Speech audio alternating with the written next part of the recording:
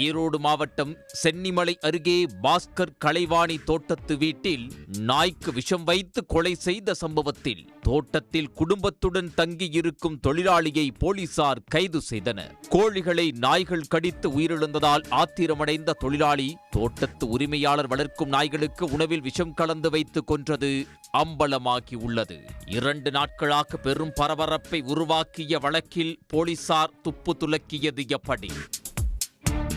ஈரோடு மாவட்டம் சிவகரி அருகே மேக்கரையான் தோட்டத்தில் தனியாக வசித்த முதிய தம்பதி ராமசாமி பாக்கியம் படுகொலை செய்யப்பட்டு 10.5 சவர நகைகள் கொள்ளையடிக்கப்பட்டன.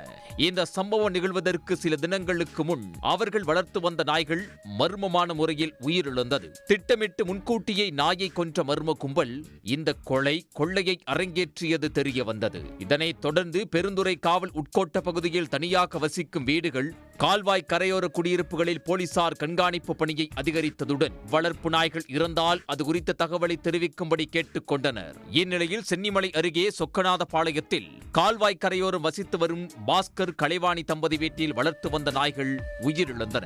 இதில் கலைவாணி பாஜக ஒன்றிய மகளிரணி தலைவராக உள்ளார். தோட்டத்து வீட்டில் பாதுகாப்பிற்காக 4 நாய்களை அவர்கள் வளர்த்து வந்த நிலையில் 13ஆம் தேதி இரவு இந்த நாய்கள் பலமாக குரைத்து சத்தம் எழுப்பியுள்ளன. இதனைத் தொடர்ந்து 14ஆம் தேதி காலை 2 நாய்கள் மாயமாகி இருப்பதுடன் மற்றொரு நாய் மர்மமான முறையில் இறந்து கிடந்துள்ளது. இதனால் அதிர்ச்சியடைந்த பாஸ்கர் இதுகுறித்து சென்னிமலை போலீசாருக்கு தகவல் தெரிவித்துள்ளார். இதன் பேரில் சம்பவ இடத்திற்கு சென்ற போலீசார் ஆய்வு செய்தனர். மேலும் உயிரிழந்த நாயின் உடல் கால்நடை மருத்துவர்கள் மூலம் பிரேத பரிசோதனை செய்ய அனுப்பி வைத்தனர். நாயின் உடல் பாகங்கள் ஆய்வக சோதனைக்கு அனுப்பி வைக்கப்பட்டுள்ளன.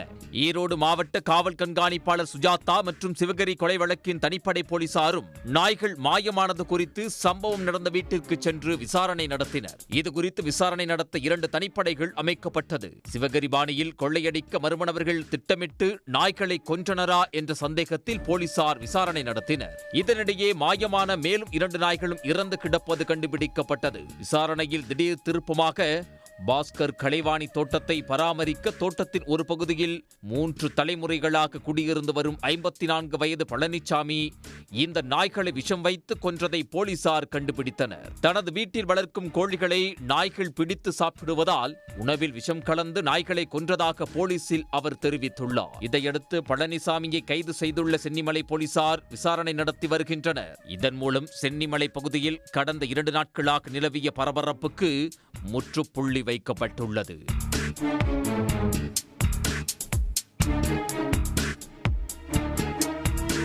உடனுக்குடன் செய்திகளை தெரிந்து கொள்ள சன் நியூஸ் பெல் ஐகானை கிளிக் பண்ணுங்க.